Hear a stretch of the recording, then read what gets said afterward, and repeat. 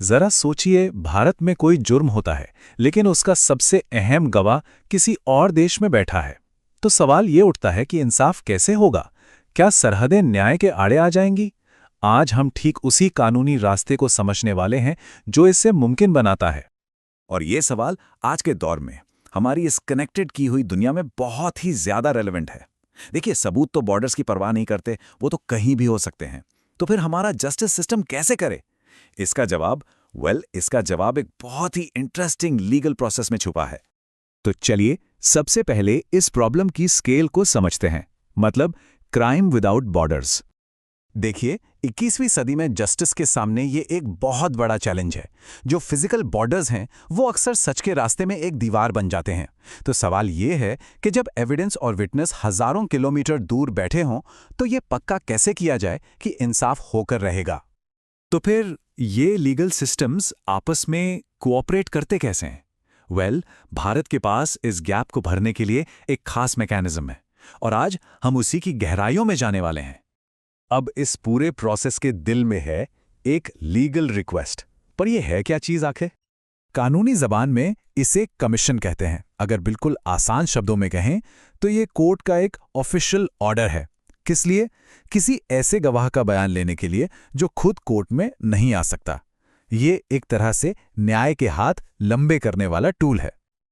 आप इसे ऐसे इमेजिन कर सकते हैं कि जैसे एक कोर्ट दूसरे कोर्ट को ऑफिशियली एक चिट्ठी भेज रहा हो, ये कहते हुए प्लीज हमारी मदद कीजिए ये सबूत जुटाने में। ये एक फॉर्मल टीम वर्क है ताकि जस्टिस की गाड़ी अटके नहीं, चलती रहे। ठीक है, थ्योरी तो समझ आ गई, पर भारत में ये प्रैक्टिकली होता कैसे है? चलिए जरा कानून की किताब खोलकर देखते हैं। ये जो पूरा का पूरा प्रोसेस है ना, ये हमारे कानून में बिल्कुल साफ साफ लिखा हुआ है। स्पेसिफिकली भारतीय नागरिक सुरक्षा संहिता 2023 के सेक्शन 325 में। यही वो सेक्शन है जो ये सब मुमकिन बनाता है। प्रोसेस देखा जाए तो काफी स्ट्रेट फॉरवर्ड है। इसे हम 3 मेन स्टेप्स में देख सकते हैं। पहला, विदेश की कोर्ट से रिक्वेस्ट आती है। दूसरा, यहां भारत में कोर्ट उस पर एक्शन लेती है अपने नियमों के हिसाब से। और तीसरा, जब सबूत मिल जाते हैं तो उन्हें वापस उसी कोर्ट को भेज दिया जाता है। मतलब एक पूरा वेल डिफाइंड साइकिल है ये कॉपरेशन का। और यहाँ एक बहुत इंटरेस्टिंग पॉइंट है, कानून ने कंसिस्टेंसी का पूरा ध्यान रखा है। मतलब जो रूल्स भारत के अंदर किसी डोमेस्टिक कमीशन के लिए हैं, वही रूल्स विदेशी रिक्वेस्ट पर भी लागू होंगे। इससे यह पक्का हो जाता है कि प्रोसेस सबके लिए स्टैंडर्ड और फेयर रहे। अच्छा, ये तो ठीक है, पर ये रिक्वेस्ट भेज कौन सकता है? क्या दुनिया की कोई भी कोर्ट बस मदद मांग सकती है? नहीं, ऐसा नहीं है।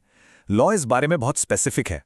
सेक्शन 325(2) में साफ साफ बताया गया है कि भारत में एग्जीक्यूट होने के लिए कमीशन कौन इशू कर सकता है। तो चलिए देखते हैं कि ये कौन कौन है। तो यहाँ पे 2 मेन कैटेगरीज हैं। एक तो है भारत के ही अंदर की अदालतें, लेकिन उन इलाकों की जहाँ ये संहिता लागू नहीं होती। और दूसरी तरफ जो कि ज़्यादा कॉमन केस है, वो है दूसरे देशों की अदालतें, जिनके पास क्रिमिनल मामलों को देखने का लीगल अथॉरिटी है। पर एक मिनट, ये कॉपरेशन ऑटोमेटिक नहीं है। इस पूरे प्रोसेस में एक की गेट कीपर है, हमारी केंद्र सरकार। कानून ये कहता है कि सेंट्रल गवर्नमेंट को ही ऑफिशियली बताना होगा कि कौन सी अदालतें या कौन से देश ये रिक्वेस्ट भेज सकते हैं। वो इन चीज़ों को ऑथराइज और रेगुलेट करती है ताकि सब कुछ तय प्रोसेस के हिसाब से ही हो।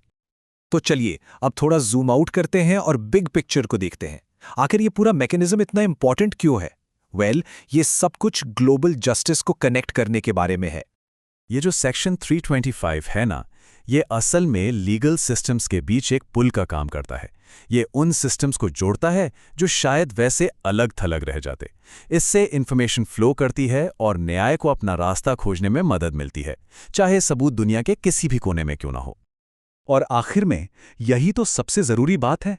ये प्रोसेस जो शायद सुनने में एक लीगल फॉर्मेलिटी लगे, असल में उन दीवारों को गिराता है जो ज्योग्राफिकल बॉर्डर्स न्याय के रास्ते में खड़ी कर देते हैं। ये पक्का करता है कि सच की तलाश किसी सरहद पर आकर थम ना जाए। तो जाते जाते एक सवाल के साथ छोड़ते हैं। आज की इस इंटरकनेक्टेड वर्ल्ड में कनेक्टेड जस्टिस, क्या ये बस एक ऑप्शन है या एक एब्सोल्यूट नेसेसिटी?